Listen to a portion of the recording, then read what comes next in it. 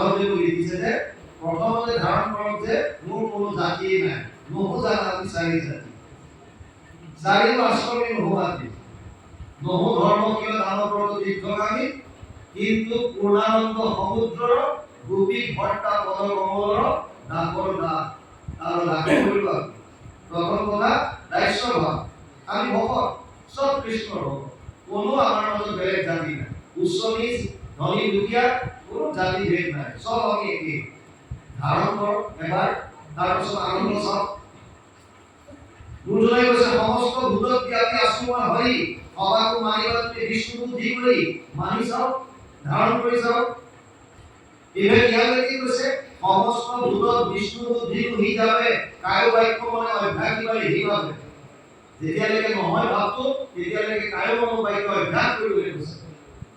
কোনটো ষ্টেজলৈকে? কুকুৰৰ ষ্টেজৰ গৰ্দন ভৰো আত্মাৰ হাম, জানিয়া সবাকো কৰি কৰিব প্ৰমাণ। এই স্থিতি পোৱা লাগে, ধাৰণ কৰিব লাগিব, মনত তেনেকৈ আনিব লাগিব যে সমস্ত জীৱ বিষ্ণুময়। এতিয়া কাৰো প্ৰতি ঈৰ্ষা নাইকিয়া হৈ যাব। দ্বিতীয় কৈছে ক্ষমা, যদি আপুনি দোষ কৰিছে কাৰোবাৰ ওচৰত ক্ষমা খুজক, লাজ নকৰিব, মোৰ ভুল হ'ল ক্ষমা কৰি দিয়ক। আৰু যদি কাৰোবাক ক্ষমা কৰি দিবলগীয়া আছে ক্ষমা কৰি দিয়ক, মনত ধৰি নাথাকিব। দমো আৰু ইন্দ্ৰিয় নিগ্ৰহ, মন আৰু ইন্দ্ৰিয়ৰ ওপৰত কণ্ট্ৰল, অস্তেয় বেলেগৰ বস্তু চুৰ কৰি ননা।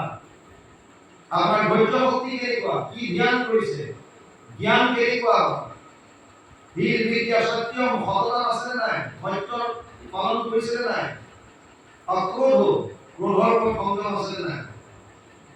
এইখিনি ধৰ্মৰ লক্ষণ বুলি কৈছে। এইখিনি কোনো সম্প্ৰদায়ৰ নালাগে বুলি কোনো ক'ব নোৱাৰে। ই মুছলমান হওক, খ্ৰীষ্টিয়ান হওক, হিন্দু হওক, জৈনিজি হওক, যোনে হওক, সবৰ ক্ষেত্ৰত প্ৰযোজ্য। যদি আমি সততাত থাকো, যদি আমি ধৰ্ম ধাৰণ কৰি আছো, এই ধৰ্মৰ মাজেদি অৰ্থ উপাৰ্জন কৰিবলৈ দিছে। সিকুৱেন্সটো চাওক, ধৰ্মৰ পিছত অৰ্থ আহিছে। প্ৰথমতে সততাত থাকক, সততাৰ মাজেৰে আপুনি অৰ্থ উপাৰ্জন কৰক।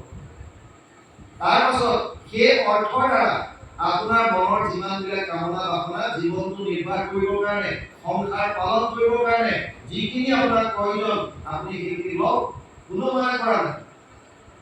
কিন্তু সততাৰ ধৰণে ধৰ্ম অৰ্থ কাম, আৰু যেতিয়া আপুনি অট'মেটিকেলি মুখ্যৰ ভাগিদাৰ হ'ব, যুক্ত হ'ব।